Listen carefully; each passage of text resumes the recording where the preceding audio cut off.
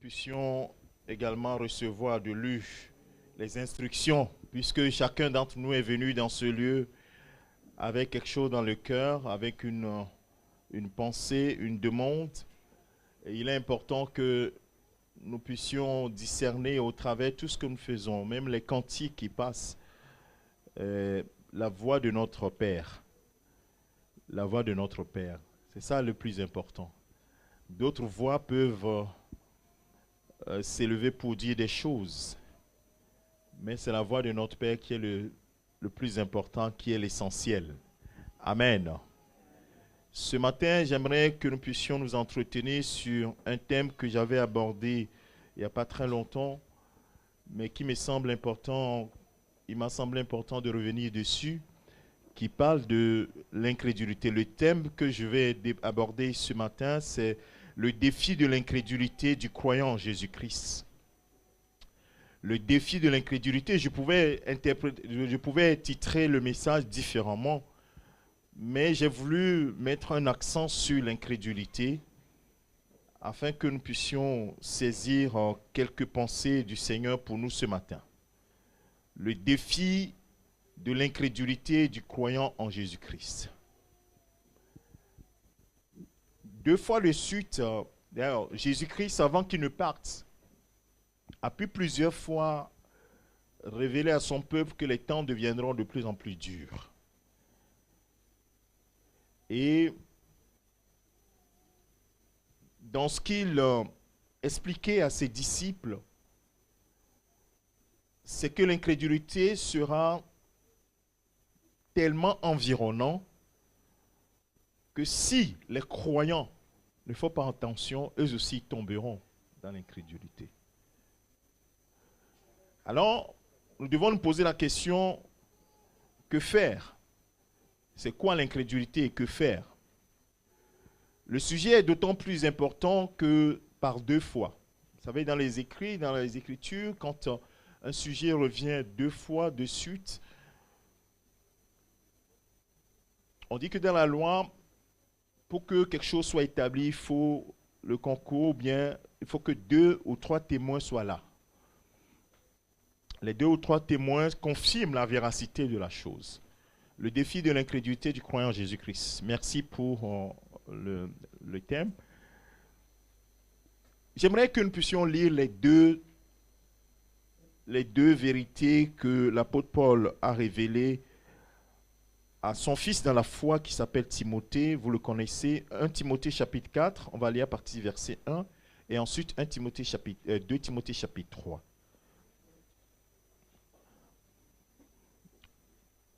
Aujourd'hui, le peuple de Dieu doit être réveillé.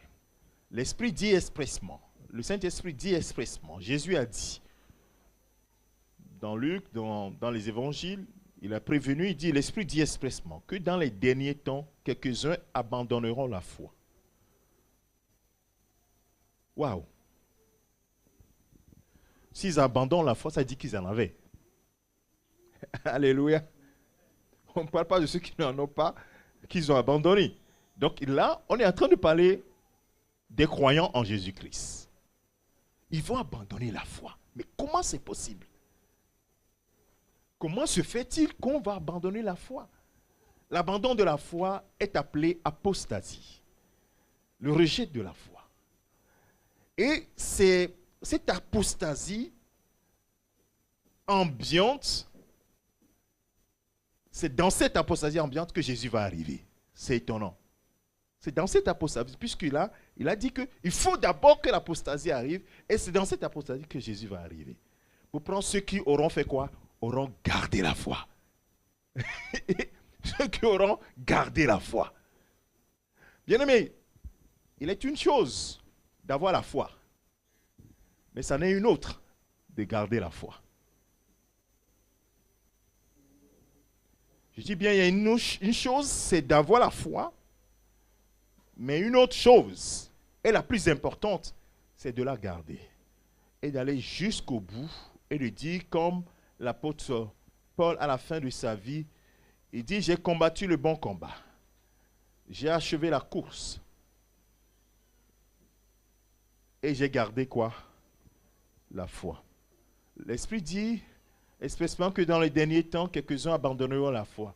S'ils abandonnent juste la foi, on va dire, peut-être qu'ils ont trouvé quelque chose, mais pour quelque chose de terrible, pour s'attacher à des esprits séducteurs et à des doctrines de démons.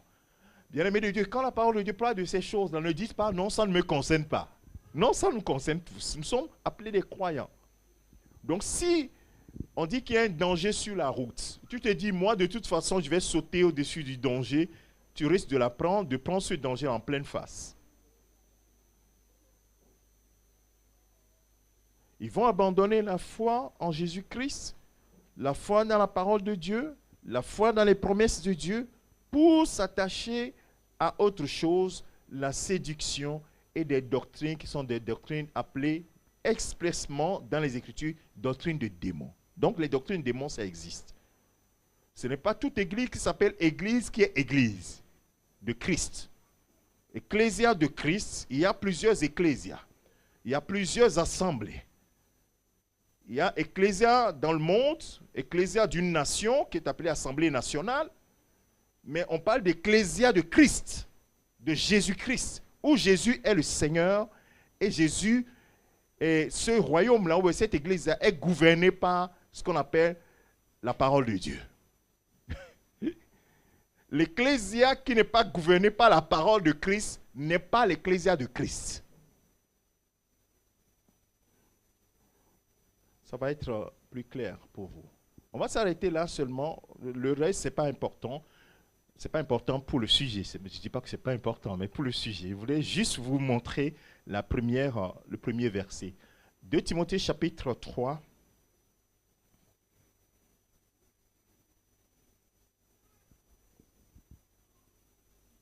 Alors, 2 Timothée chapitre 3, est-ce qu'on peut l'afficher?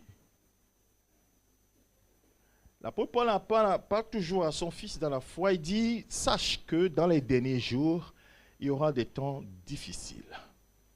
Des temps très difficiles. Ensuite, les hommes seront égoïstes, amis de l'argent, fanfarons, hautains, blasphémateurs, rebelles à leurs parents, ingrats, irréligieux, insensibles, déloyaux, calomniateurs, intempérants, cruels, ennemis des gens de bien. Traite, emporté, enflant d'orgueil, enflé d'orgueil plutôt, aimant le plaisir plus que Dieu. Ce bout de phrase-là montre que on n'est pas en train de parler des gens qui sont dans le monde. Les gens qui sont dans le monde, eux, c'est comme ça qu'on les définit.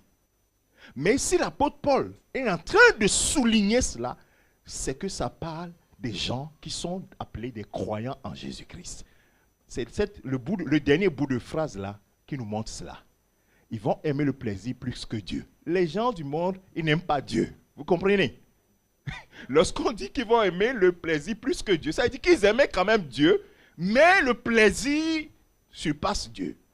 Est-ce que c'est clair pour tout le monde? Alléluia. Vous voyez, quand vous lisez les textes, dites-vous à qui cela s'adresse. On parle de qui? On parle de nous les chrétiens, ça. C'est étonnant, hein? Les chrétiens vont devenir têtes, emportés, enflés d'orgueil, aimant le plaisir plus que Dieu. Ainsi de suite, ainsi de suite. Je vais te montrer encore un deuxième bout de phrase qui te montre que c'est le temps difficile qui nous attendent, dans lesquels nous sommes et qui vont encore s'empirer.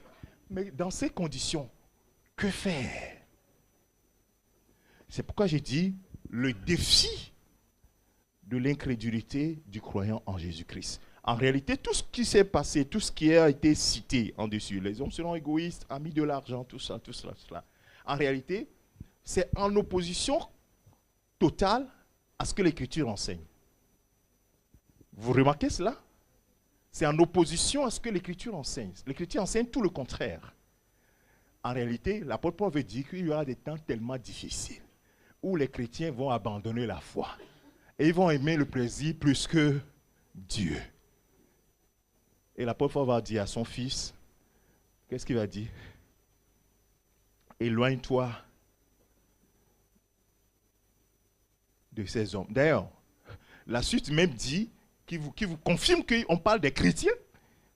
Le verset 5 qui dit, ayant l'apparence de la piété, oui, ils vont avoir l'apparence de la piété, c'est-à-dire l'apparence de la piété c'est s'attacher aux choses de Dieu, c'est-à-dire que faire les choses de Dieu. Donc ils auront l'apparence, on dit bien l'apparence de la piété, mais rejetant, reniant tout ce qui en fait la force.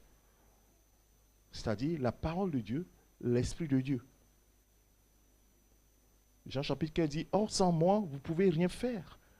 Si vous ne gardez pas ma parole, si vous ne gardez pas ma parole, si ma parole n'est pas en vous, si vous n'êtes pas dans ma parole et que ma parole n'est pas en vous, ainsi de suite. Jean chapitre 14, il va dire, si vous m'aimez, vous garderez ma parole. Celui qui ne garde pas ma parole ne m'aime pas. Vous voyez comment Dieu balance les choses? Nous disons, Dieu, nous t'aimons, parce que nous disons, Seigneur, nous t'aimons. Mais Dieu dit, moi, pour prouver que tu m'aimes, il faut que tu obéisses à ma parole. Si tu n'obéis pas à ma parole, même tu peux avoir l'apparence de la piété. C'est-à-dire que tu peux être dans les choses de Dieu, chanter, être dans l'intercession, venir à l'église tout le temps et dire que tu ne m'aimes pas. Donc faites attention quand vous lisez les Écritures. La façon dont nous jaugeons les choses, ce n'est pas la même façon dont Dieu jauge les choses. Faisons très attention. Prenons toujours la règle de Dieu. Ne nous mettons pas nous-mêmes nos règles. Dieu, qu'est-ce que tu dis? Il dit que si je n'obéis pas à sa parole, ça veut dire que je ne l'aime pas. Même je peux crier à tue-tête, oh j'aime Jésus, j'aime Jésus. Comme nous le mettons même sur nos habits, n'est-ce pas? J'aime Jésus. Ou bien nous pouvons faire même ce que nous faisons chaque année, on dit quoi? La marche pour Jésus. La marche pour Jésus, j'espère que Jésus, en regardant toute cette masse-là qui marche pour lui, que vraiment il marche pour lui. C'est ça qui sera terrible, le jour-là. Faisons attention, cela passe par le fait que nous prenons conscience nous-mêmes qu'il y a un danger qui nous guette. Nous ne sommes pas des super-hommes. Il faut que nous le reconnaissions. Nous ne sommes pas des super-hommes. Nous ne sommes que des hommes. Des hommes faits de quoi? Faits d'esprit, faits d'âme et de corps. D'esprit, d'âme et de corps. C'est pourquoi Dieu dit, vous ne pouvez pas faire ma volonté si je ne mets pas mon esprit dans votre esprit. Vous ne pouvez pas faire ma volonté si je ne mets pas ma volonté dans votre âme, dans votre volonté. Vous ne pouvez pas marcher comme votre corps ne peut pas refléter ma gloire si ces deux choses ne sont pas gouvernées par moi. C'est-à-dire mon esprit dans votre esprit, ma parole dans votre âme, pour changer vos sentiments, pour changer votre volonté, pour changer vos émotions. Ainsi, la gloire sera sur votre corps, votre face. Bien-aimés de Dieu, le défi de l'incrédulité du croyant en Jésus-Christ. Je vais utiliser une situation que Jésus a pu rencontrer avec ses disciples pour illustrer mon propos et ensuite donner. Puisque l'idée, c'est que nous puissions sortir d'ici en disant, mais que dois-je faire dans la pratique? C'est important. Alors, dans Marc chapitre 16, verset 14, là, c'est Jésus ressuscité qui va parler, ou bien on parle de Jésus ressuscité. Et Jésus, la Bible dit que Jésus va ressusciter, enfin, il a paru aux 11, pendant qu'ils étaient à table. Et il leur reprocha leur incrédulité et la dureté de leur cœur, parce qu'ils n'avaient pas cru ceux qu'il avait vus ressusciter. Waouh! Ceux dont on est en train de parler là, c'est des gens qui ont passé 3 ans et demi avec Jésus. Ils ont mangé, ils ont bu, ils ont vu Jésus ressusciter Lazare. Ils ont vu Jésus faire des miracles, des choses extraordinaires. Mais quand les femmes sont venues dire qu'il est ressuscité, je dis, non, mais qu'est-ce que vous racontez, les gars? Ils n'ont pas cru. Et Jésus, en ressuscitant, va leur dire, alors,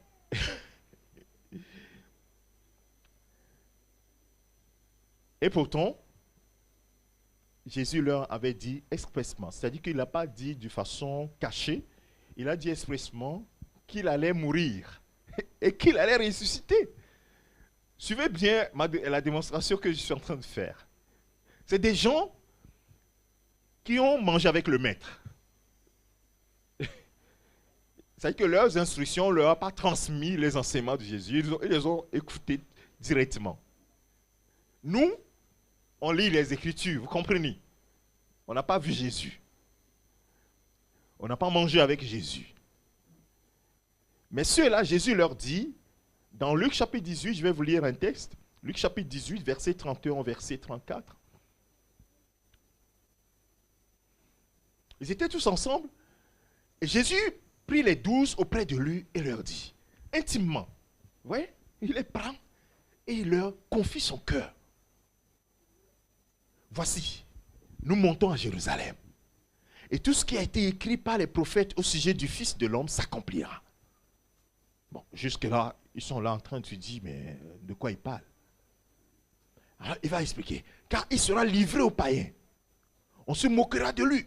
On l'outragera. On crachera sur lui. Et après l'avoir battu de verge, on le fera mourir. Et le troisième jour, il ressuscitera. Ça, c'est clair ou c'est pas clair? Mais alors, qu'est-ce qui s'est passé? Qu'est-ce qui s'est passé? Il n'a pas dit ça aux autres. On dit, il a pris les 12 et il leur a confié qu'il leur a décrit littéralement ce qui va se passer. Et certains ont pu apercevoir l'outrage du Seigneur de loin. Jean était là. Il a vu comment on a craché sur lui, comment on a fait des choses, et même comment on l'a crucifié. Et donc ce que Jésus disait, il avait prédit, il avait prophétisé sa mort. D'ailleurs, les prophètes l'avaient dit, Ésaïe l'a dit. Et là, il dit, ne vous inquiétez pas, ça va arriver. Mais comme la parole doit s'écrire, si la première partie s'est accomplie, qu'est-ce qui va se passer? La deuxième partie, ça va s'accomplir ou pas? C'est ce qu'il veut leur dire. La première partie va s'accomplir là. Nous montons à Jérusalem. C'est fini. On va m'arrêter, c'est fini. Mais, sachez que le troisième jour, qu'est-ce qui va se passer? Je vais ressusciter. Cela doit les... Au moins, il n'est pas resté dans la mort, quoi. Il est ressuscité. Mais ici, Luc,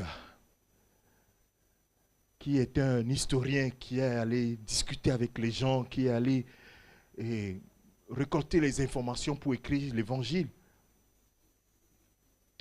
il va dire, mais il ne comprit rien à cela. C'est pour eux un langage caché, des paroles dont il ne saisit pas le sens. Et pourtant, c'était clair. Bien-aimés, c'est comme ça que ça se passe dans nos vies. Quand nous lisons les Écritures, on dit, oui, mon frère, tu es malade ici, que tu seras guéri. Par les meurtrissures de Jésus, tu seras guéri. Je dis, mais c'est un langage qui est caché. Comment c'est possible? On t'a appris que quand on est malade, on va à l'hôpital, on donne le médicament, on prend le médicament et on est soigné. Mais là, on te dit que par les meurtrissures de Jésus, tu vas être guéri. Mais c'est un langage caché. C'est un langage difficile, dont le sens est à saisir. On doit saisir le sens de cette parole. Sinon, on va être dans quoi? Dans ce qu'on appelle l'incrédulité. C'est-à-dire qu'on ne va pas pouvoir accepter cette parole. Alors, c'est quoi l'incrédulité?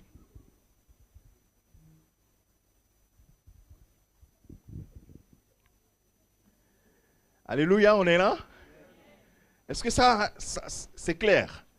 Je suis en train de vous prendre par la main pour qu'on puisse cheminer ensemble. Parce que nous sommes tous concernés. Hein? Ce n'est pas que moi je vous prêche et puis moi je ne suis pas... Non, nous sommes tous concernés. Tant que nous sommes sur cette terre-là, bien aimés, nous sommes encore loin du Seigneur. Hein? Il faut le savoir. Si nous ne mourons pas dans le Seigneur, ça pose problème. Donc tant que nous sommes encore là, ceux qui sont morts dans le Seigneur, heureux ceux qui sont morts dans le Seigneur et qui vont être auprès du Seigneur parce qu'ils vont avoir part à la seconde résurrection. Incrédulité, le mot grec qui a été traduit par incrédulité veut dire infidélité. Je vous fais grâce du mot grec. Il y a A privatif, c'est-à-dire que A de négation, comme en français aussi, hein, quand On dit une chose, on veut dire son contraire, il y a un A qui change en même temps le mot. Et donc, le mot qui a été traduit, c'est l'infidélité, sans foi, sans confiance en Dieu. Vous savez que les mots, que ce soit les mots originaux, c'est-à-dire originaux, le grec ou l'hébreu, un seul mot a plusieurs sens. Et le contexte donne le sens au mot. Et c'est ce on appelle ça le terme. Donc le mot, dans une phrase, dans un contexte, devient un terme. Donc, et il n'y a qu'une seule signification, et il n'y en a pas plusieurs. Donc, le manque de confiance en Dieu. Et cela vient du fait que le A privatif, c'est-à-dire que quand on a confiance en Dieu, c'est qu'on est fidèle. C'est qu'on a confiance en sa parole. On a confiance en ce que Dieu dit. Vous vous rappelez dans Rome, pour vous donner un exemple, parce que moi j'aime beaucoup les exemples des Écritures, dans Jean chapitre 14, est-ce qu'on peut nous afficher le premier verset? Jean chapitre 14. Vous voyez? Que votre cœur ne se trouble pas. Croyez en Dieu et croyez en moi. Ayez confiance en Dieu et ayez confiance en moi. Ne tombez pas dans l'incrédulité. Quand votre cœur va se troubler, il y a quelque chose qui va arriver. Vous allez perdre le sens des réalités spirituelles. Quand les troubles arrivent, frères et sœurs, on perd le sens des réalités spirituelles. Parce que les réalités spirituelles ne sont pas des réalités palpables. Ce qu'on palpe, on ne peut pas douter de ça. Mais ce qu'on ne palpe pas, il faut être bien concentré sur la chose pour dire qu'elle existe réellement. Alléluia. Et la foi, les caractéristiques de la foi, c'est une ferme assurance, Hébreux chapitre 11, verset 1, une ferme assurance des choses qu'on espère et la démonstration de quoi? Tu ne le vois pas. Donc pour pouvoir tenir dans la foi, il va falloir que tu sois concentré sur l'objet de la foi. Sinon, ça va partir.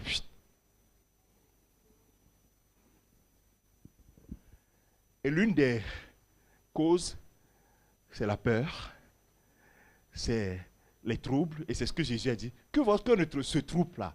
Tout ce qui peut troubler ton cœur, sache que c'est une menace pour toi. Et donc, quand l'apôtre Paul dit à son fils, nous arrivons dans des temps difficiles, dans les derniers temps, ce sera difficile. Ça veut dire que on sera poussé dans quoi? Dans un tourment, dans des troubles. Et notre cœur sera troublé. Et c'est là où on est en danger. Et de la même manière qu'aujourd'hui, tel que vous êtes assis, je suis convaincu que s'il y a une situation qui trouble votre cœur, je suis sûr à 99% que à certains niveaux, vous êtes déjà tombé dans l'incrédulité par rapport à la parole de Dieu. Si vous ne prenez pas conscience, je vous illustre ça, je vous donne un exemple concret. On dit à quelqu'un qui a une douleur. On dit, mon frère, la Bible déclare que par les maîtresses de Jésus, tu es guéri. Alors on t'impose les mains, dit, vous imposez les mains aux malades, les malades seront guéris. On t'impose les mains, on dit, tu es guéri. Mais tu continues pas à sentir la douleur. Qu'est-ce qui se passe dans ton cœur?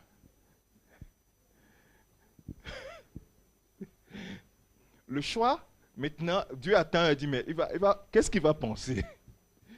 J'attends encore un peu, laisser la douleur un peu pour voir comment il va réagir.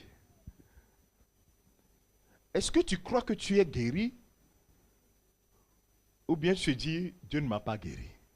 C'est une illustration pour que vous puissiez, je grossis les traits volontairement pour que vous puissiez comprendre. Vous voyez, c'est là où on dit qu'il faut, la foi, ce n'est pas ce qu'on sent, mais c'est ce à quoi on est accroché, la parole à laquelle on est accroché. C'est cette parole-là qui vient opérer le miracle. La Bible dit que la parole de Dieu, elle est vivante, elle est efficace, elle opère. Et tout a été créé par quoi?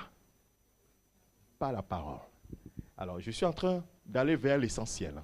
Donc, ça veut dire que si tu perds de vue la parole, tu perds de vue ce qui a été dit, alors tu perds la foi. Et ainsi, c'est difficile que Dieu puisse agir. Je viens vers ceux-là. Si tu te détaches de la parole, tu n'auras plus la foi. Parce que la foi est liée à la parole. On ne peut pas parler de la foi n'est pas en l'air. On dit, Hébreux chapitre 11, la foi est une ferme assurance des choses on espère quelque chose. La chose qu'on espère, elle est concrète. Ce n'est pas, je ne sais pas ce à quoi j'espère. Si je ne sais pas ce à quoi j'espère, en ce moment, je ne peux pas avoir la foi. Est-ce que vous êtes d'accord avec moi? J'espère en quelque chose de concret. Et parce que j'espère en quelque chose de concret, que je mène l'assurance, je démontre que j'ai la chose, alors que je ne la vois pas encore, ça arriver. Et c'est cette foi-là qui fait passer des choses de l'invisible au visible. Je ne vais pas trop axer sur la foi, je vais axer sur l'incrédulité. Mais je te démontre juste la chose. Alors, si nous sommes autant menacés, qu'est-ce qui va se passer? J'ai dit tout à l'heure que l'un des éléments qui nous menace, qui fait que nous pouvons être balancés, c'est les troubles. Les troubles. Et Jésus a reproché à ses disciples la dureté à ses disciples. Il leur reprochait la dureté de leur cœur. Parce que je vous ai dit que je vais mourir de telle manière et que je vais ressusciter le 3e jour. Et on est venu vous dire le 3e jour que je suis ressuscité et vous n'avez pas cru. Et pour aller plus dans l'illustration, ça je ne vais pas le dire, dans Luc chapitre 24, verset 13 au verset 49, on va parler des 2 disciples qui allaient dans le village appelé Emmaüs. Et ces 2 disciples, vous connaissez leur histoire.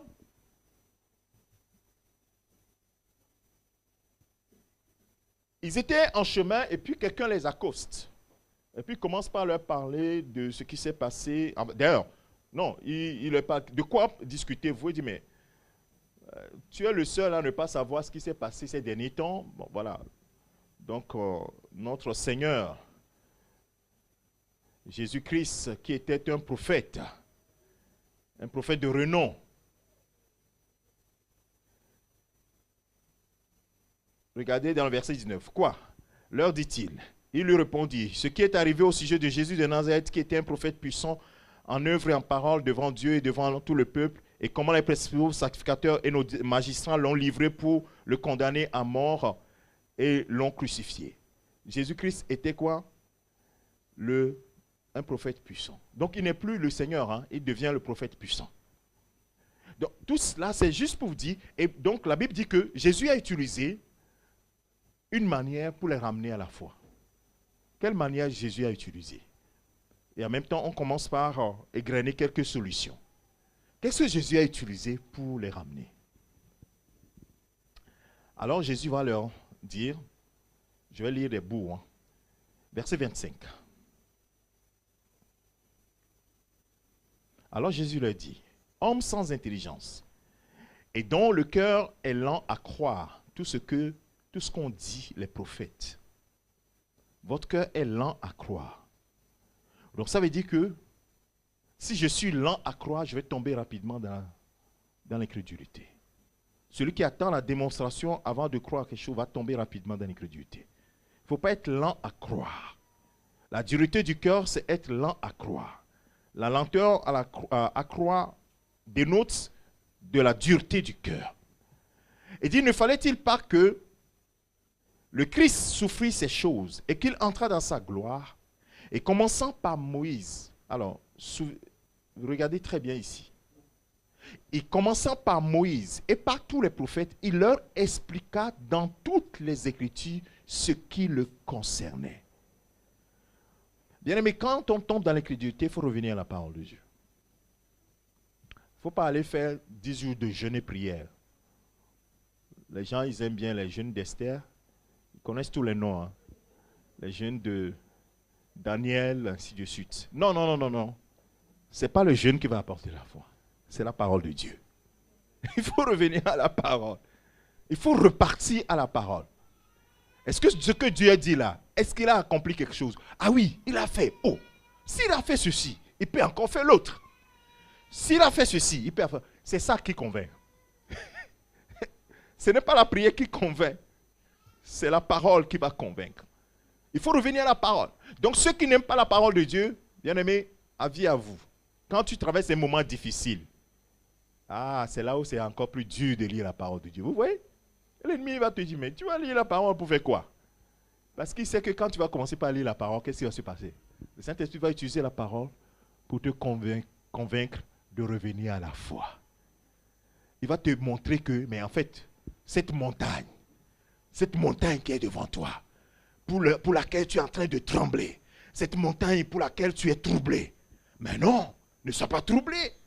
Je suis infiniment grand, je suis puissant pour te délivrer de là. Et quand tu sors de là, ben oui, pourquoi j'ai si peur?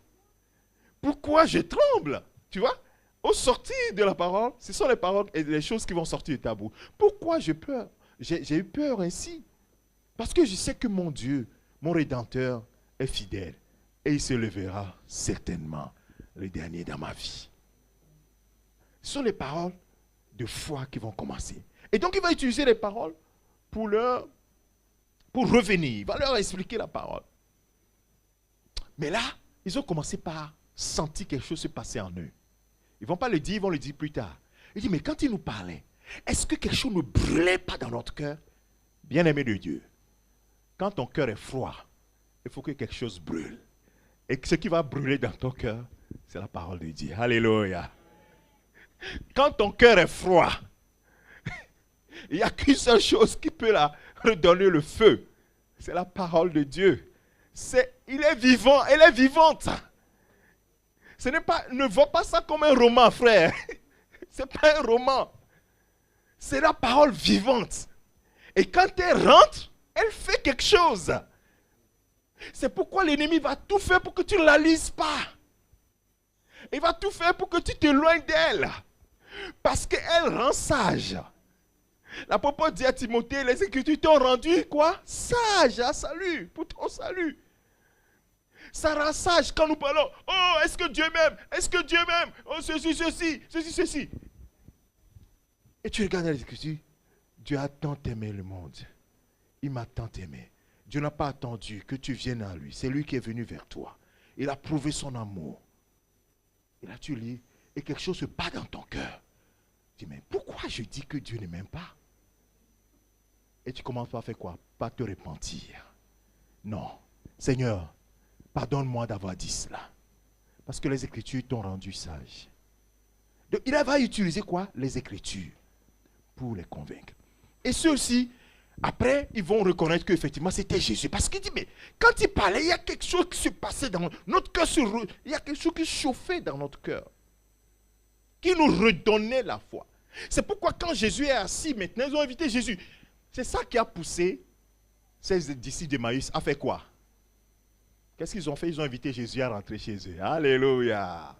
Ce matin, c'est le seul message que j'ai envoyé ce matin.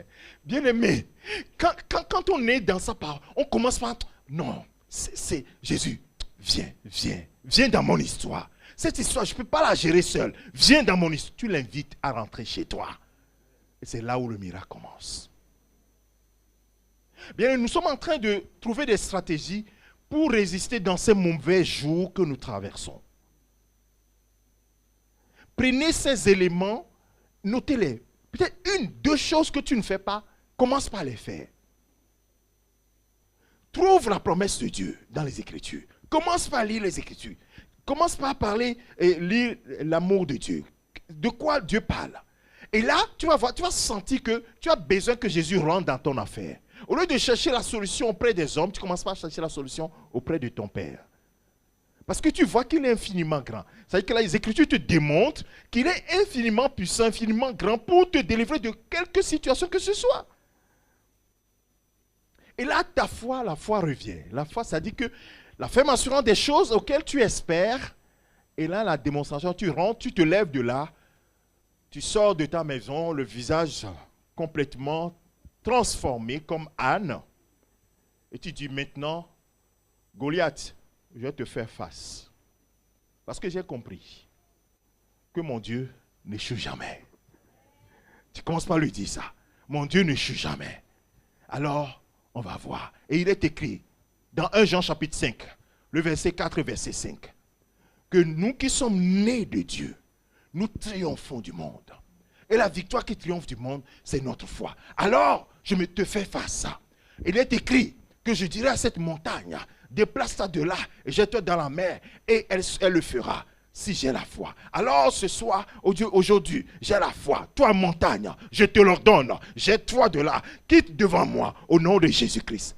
Vous voyez déjà comment ma prière a changé, hein? De ma dépression, en face des Écritures, je commence par retrouver de la force, et là, je commence par faire quoi? Proclamer la parole. Je ne proclame pas mes paroles. Je proclame la parole de Dieu. Alléluia. Et c'est là où le miracle de Dieu s'opère. Un jour, dans l'évangile selon Luc, il y a un homme qui s'appelle Jairus. J'essaie de résumer au maximum.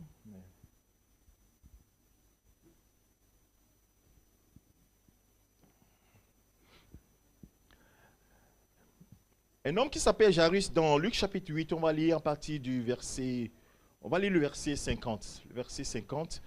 Je vais vous raconter l'histoire. Donc, cet homme Jairus, dont la fille était gravement malade, qui à cause de Jésus, pour que Jésus vienne guérir sa fille, la situation était terrible, la situation était difficile, la situation était...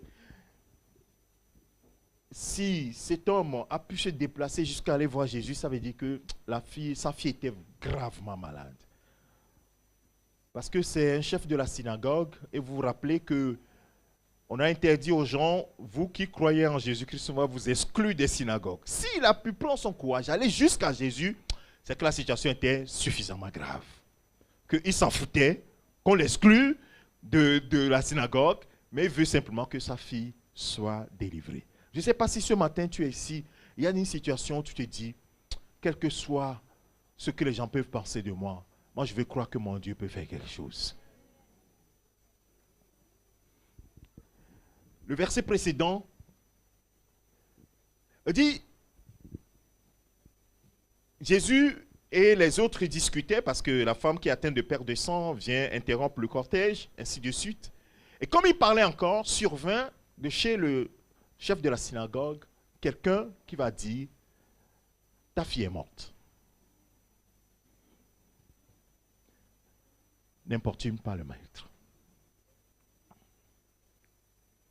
Ta situation, elle est terminée. Tu es licencié. Tu es gravement malade. Tu es ceci. Tu es cela. Oui. Et si on s'arrêtait là, cette femme va faire une seule chose. Cet homme va faire une seule chose. Pleurer. Commencez par pleurer avant d'arriver à la maison. Parce que la situation, elle est maintenant terminée. Au départ, la situation pouvait être encore récupérée. Mais maintenant, il semble que la situation est arrivée à bout. Mais mon frère, ma soeur, le défi de l'incrédulité, c'est de croire ce qui n'est pas la parole de Dieu. L'incrédulité vient du fait que nous croyons ce qui ne vient pas de la parole de Dieu.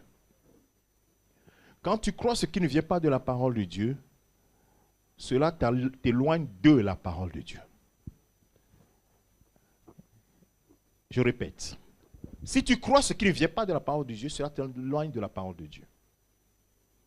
Très souvent, il y a beaucoup de choses qui sont contraires à ce que Dieu dit. Qui sont la réalité, mais pas la vérité. La réalité, c'est que cette fille est morte. La réalité, c'est que la situation, elle est terminée. La réalité, c'est que cette fille-là, s'il n'y a pas une intervention miraculeuse, c'est fini, on va aller l'enterrer. Mais la vérité, c'est que Dieu est capable de changer les situations. Mais la parole de Dieu nous dit de nous accrocher à quoi? À la vérité. Pas à la réalité. À la vérité. Qu'est-ce que Dieu dit? Alors, le verset, c'est quand Jésus se tourna vers cet homme. Mais Jésus, ayant entendu cela, dit au chef de la synagogue, ne crains pas. Ne tombe pas dans l'incrédulité. Mais crois seulement. Elle sera sauvée. Conjonction de coordination. Ne crains pas. Crois seulement. Et elle sera sauvée. Bien-aimés, vous êtes en train d'entendre ce que nous sommes en train de faire? Bien-aimés de Dieu, nous voulons voir d'abord l'enfant ressuscité pour croire. Non, non, ça ne passe pas comme ça. La foi, c'est comme si c'était l'argent avec lequel nous allons payer la chose de Dieu. L'argent utilisé pour payer chez Dieu, pour recevoir chez Dieu, c'est la foi. Il dit, première chose, calme-toi, ne t'agite pas, ne te trouble pas. Jean chapitre 14, verset 1, que nous avons. Ne t'inquiète, aie foi en Dieu et foi en moi. Alors ce matin, est-ce que quelqu'un entend cette parole? Oh, quand le trouble vient, nous n'entendons plus là. Nos oreilles sont fermées à la parole de Dieu. Mais moi aussi, ça m'arrive. Mais ce que nous sommes en train d'enseigner, d'apprendre ensemble, c'est de comment nous pouvons fermer notre cœur à ces troubles-là et regarder uniquement à ce que le Seigneur dit. C'est ce que nous sommes en train de dire, que c'est un défi pour nous. Parce que nous sommes appelés, bien-aimés, n'oublie pas cela, nous sommes appelés quoi? Des hommes de foi, n'est-ce pas? Oui. Mon juste vivra par la foi. Mon juste vivra par la foi. Jésus n'a pas dit que nous vivrons par autre chose, par la réalité, mais c'est par la foi. C'est pour cela que si nous voulons en tant qu'Église marcher dans le surnaturel de Dieu, dans notre vie, dans notre foyer, dans notre maison, dans notre travail et autres, bien aimés, il n'y a pas d'autre moyen que de pouvoir se séparer de la réalité et maintenant s'attacher à la vérité de Dieu. Qu'est-ce que Dieu a dit? Parce que l'ennemi, lui, viendra toujours avec la même question que la question du jardin d'Éden. Dieu a-t-il réellement dit? Il reviendra toujours avec cette question. Donc ça veut dire que nous sommes prévenus. Quand il viendra avec la question, oui, il a dit. Il a dit de ne pas craindre. Il a dit de croire seulement. Jairus, tu penses que ton enfant peut ressusciter? On dit que l'enfant est mort là. Et l'ennemi va te dire, peut-être que tu n'as pas bien entendu, il faut reposer la question. Tu dis que quoi? L'enfant est comment? Il dit, l'enfant elle est morte. Morte vraiment? Il ne faut pas poser ces questions-là. On dit qu'elle est morte, elle est morte. Petite mort ou grande mort, c'est toujours mort. Mais en fait, ces choses-là, c'est du poignard que tu es en train d'utiliser pour te briser encore le cœur. Briser le cœur. Jésus dit, ne crains pas. Ne crains pas. Crois seulement. Et elle sera sauvée. Et là, Jésus dit, allez, allons-y. Sur le chemin, ça va être dur pour Jairus. Ça va être extrêmement dur pour Jairus. Parce qu'effectivement, ce n'est pas un mensonge, c'est une réalité. La preuve, c'est que quand ils sont arrivés, la fin de l'histoire, mais il y avait plein de gens dans la maison qui pleuraient. Donc, ce n'est pas une fiction, c'est la réalité. Et Jésus qui arrive, il dit, oh non, l'enfant n'est pas mort. Hey! Les gens se tournent vers Jésus et disent, mais lui, il vient d'où là? Et commencent pas à rigoler, se moquer de lui. Et ils sont venus pleurer, maintenant ils se moquent d'une autre personne. Il a fallu que la foi soit maintenue jusqu'au bout. Crois seulement et elle sera guérie. Bien-aimé, ce matin, si j'ai un propos pour toi, crois en Dieu et crois au Seigneur Jésus-Christ. Apprends à le faire. C'est un apprentissage, bien-aimé de Dieu. Ça ne vient pas de façon automatique. C'est un apprentissage. Il faut apprendre à le faire. Dans les petites choses, commence par apprendre à lui faire confiance. quand les grandes choses vont arriver, parce qu'il nous a prévenu déjà, les grandes choses vont arriver. Si dans les petites choses, tu n'arrives pas à lui faire confiance, comment vas-tu lui faire confiance dans les grandes choses? Commence par lui faire confiance dans les petites choses. Dans Jacques chapitre 1, il dit dans le verset 17, ou bien verset 7, 6 et 7,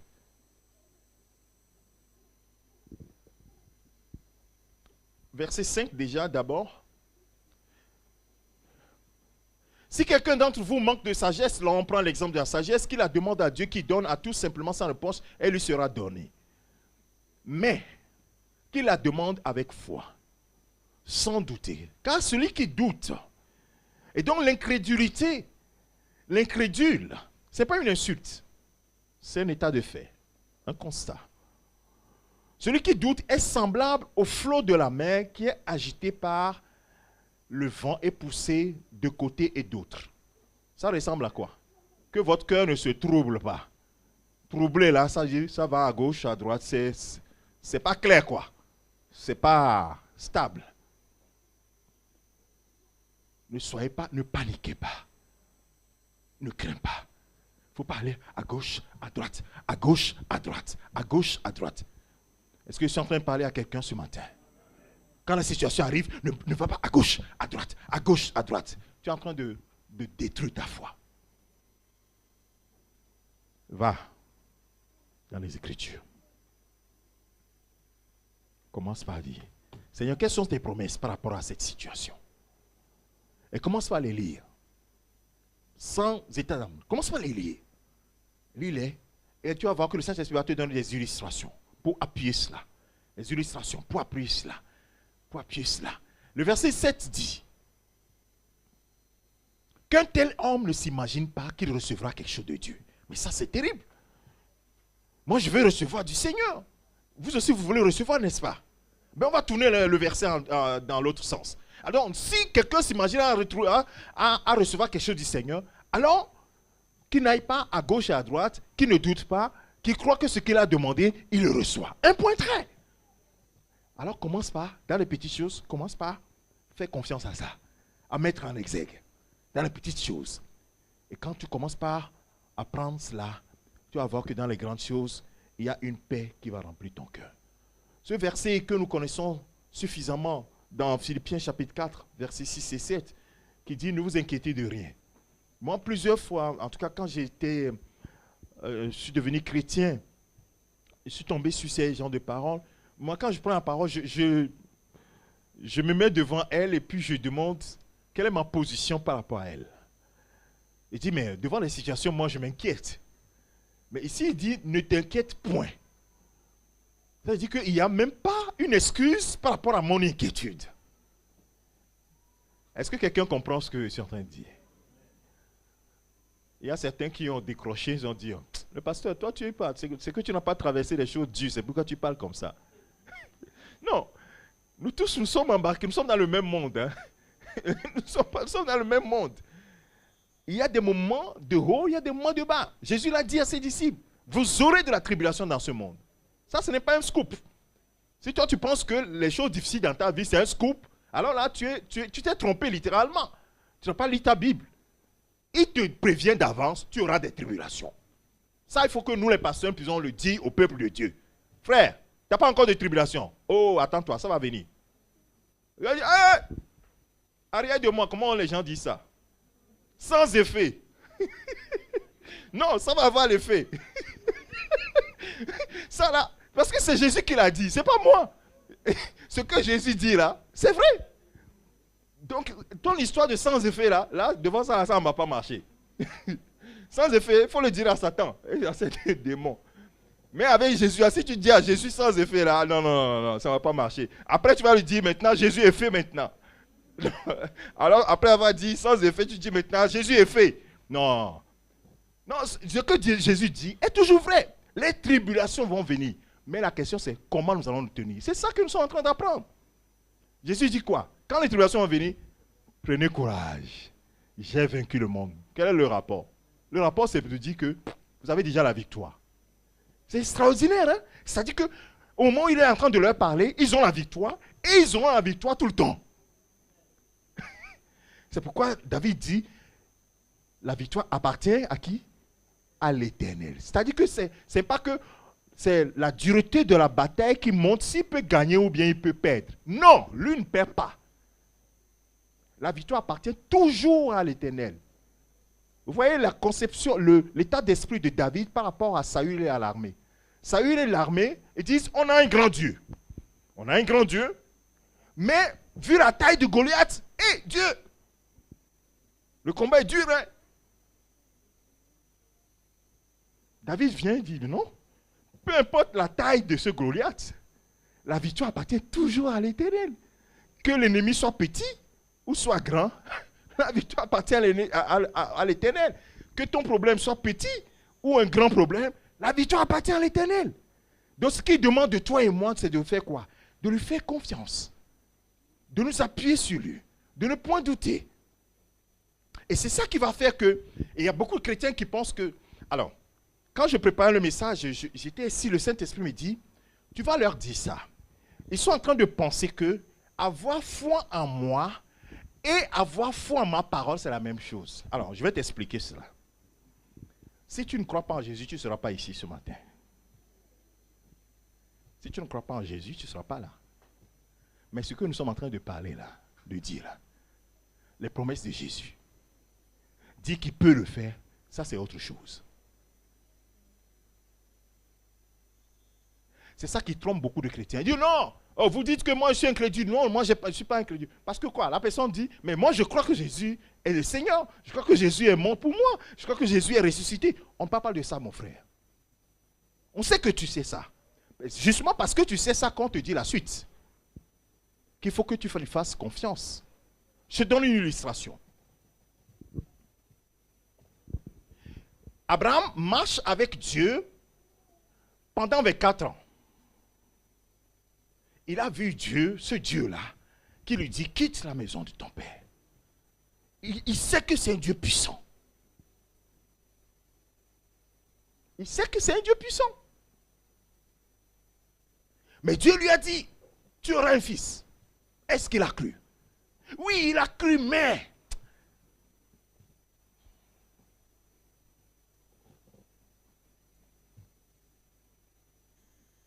Et même, on peut oser même dire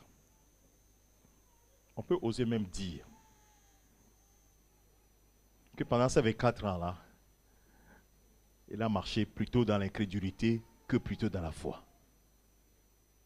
Parce que dans Genèse chapitre 17, au moment où Dieu n'avait pas encore fait l'alliance, Dieu n'avait pas encore changé son nom, Dieu lui dit, Genèse chapitre 17, verset 1, il dit, Abraham, qu'est-ce qu'il lui dit?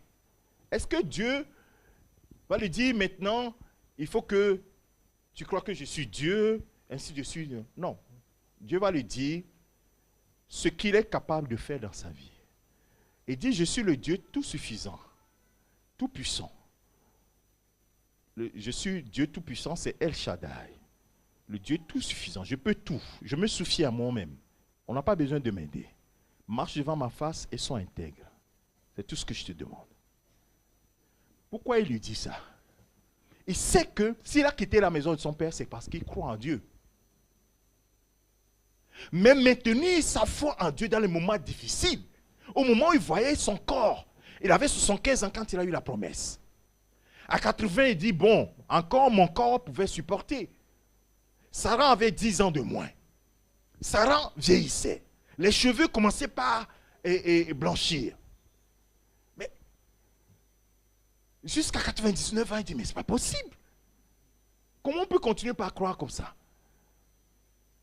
Et entre-temps, Sarah aussi étant découragée, vient dire à Abraham, ben, on va aider Dieu. Ils vont avoir Ismaël. Ça, c'est le chemin de la foi. Oui, c'est notre chemin, bien-aimé de Dieu. Mais arrivé à un moment, commençons pas à apprendre à faire confiance en Dieu. On a raté quelque chose. On n'a pas eu confiance, on a eu un échec. On dit, bon Seigneur, j'ai appris. Ismaël, ce n'est pas le fils. Ce n'est pas ce que tu attendais. Ok, comment je vais faire la prochaine fois? Donc ils étaient là. Jusqu'à ce que Dieu lui fasse maintenant. Il dit, mais tu sais, il faut que toi-même tu comprennes une chose. Et peut-être que pour nous, ce sera la clé ce matin. Je vais voir les yeux ouverts. On parle de la clé qui va ouvrir ta porte. Il dit à Abraham, sache que je suis le Dieu tout suffisant. Ton Dieu est le Dieu tout suffisant. Il n'y a rien qui l'effraie. Il n'y a rien qui le dépasse. C'est la seule chose qui peut maintenir ta foi dans la durée. C'est la chose qui va maintenir ta foi dans la durée. Marche devant ma face et sois intègre. Tout à l'heure, j'ai dit que l'incrédulité, c'est l'infidélité. L'infidélité, le fait qu'on est balancé à gauche et à droite. Quelqu'un qui est balancé à gauche et à droite n'est pas intègre. Intègre, c'est droit. En réalité, il dit, ne sois pas incrédule. Marche devant ma face, ne sois pas incrédule, car je suis le Dieu tout suffisant qui marche avec toi. Il n'y a pas moyen que ça soit autrement. Crois-moi, c'est non.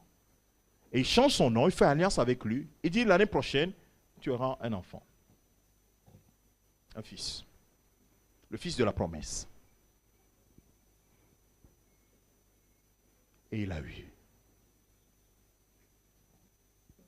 Bien-aimé de Dieu, mettons notre espérance dans le Seigneur. Je vais terminer par là. Je ne sais pas ce que tu traverses. Peut-être que c'est comme Jairus. Ta situation était allée en s'empirant. Et tu t'es dit, peut-être que Dieu va faire quelque chose avant que la situation ne soit complètement à terre. Et on vient te dire que la situation, elle est complètement à terre, qu'il n'y a plus d'espoir. Mais je peux te dire ce matin que le Dieu que nous servons est le Dieu qui change l'impossible au possible. Ce n'est pas un slogan. Hein. J'aimerais que tu puisses t'asseoir sur ton lit. Souvent quand je dis ça, je dis, mais ceux qui n'ont pas de livre, on fait comment? Bon, assieds-toi quelque part. Prends ta Bible et commence par méditer ça. Non, ce que je dis, je ne m'amuse pas. Parce que cette histoire-là, vous voyez, dit comme ça dans une assemblée, on dit Amen, n'est-ce pas? Mais quand tu es seul, toi seul, devant la situation, ça doit être différent. C'est pour cela qu'il faut que cette parole-là entre en toi. Que toi-même, tu prennes la parole, tu la balances. Est-ce que c'est vrai? Sur quel élément je peux m'appuyer pour dire que cette parole-là, elle est vérifiée. Elle est digne de confiance. Il est Dieu tout suffisant. Donc ça veut dire que devant toute situation que je peux traverser, il est capable de m'en délivrer. J'arrive moi-même à cette conclusion-là. Et je m'appuie sur cette conclusion-là. C'est ce qu'on appelle la foi, là. C'est ce qu'on appelle la foi. Et la foi, la Bible dit que la foi vient de ce que l'on entend. Ce que l'on entend vient de la parole de Christ, la parole de Dieu. Oui, la foi, cet homme qui vient dire à Jairus, ta fille est morte. Soit il avait le choix. Soit tu crois à la personne qui est venue te dire que la situation elle est morte, ou bien tu crois à ce que Jésus te dit, ne crains point, crois seulement, et tu verras la gloire de Dieu. Ne crains point, crois seulement, et tu verras la gloire de Dieu. Ce matin, est-ce que quelqu'un est malade ici? Est-ce que quelqu'un est dans une difficulté ce matin? Alors, est-ce que nous pouvons utiliser, quand le Seigneur fait un cours, ou bien révèle quelque chose, il veut en même temps passer à la pratique. Il dit, ma parole est la vérité. Quand elle sort, elle doit faire son effet avant de venir. Et celui qui a saisi le ballon au bon, celui-là va voir la gloire de Dieu immédiatement. C'est comme ça que ça se passe. Ne crains point par incrédulité. Crois seulement et tu verras la gloire. Merci,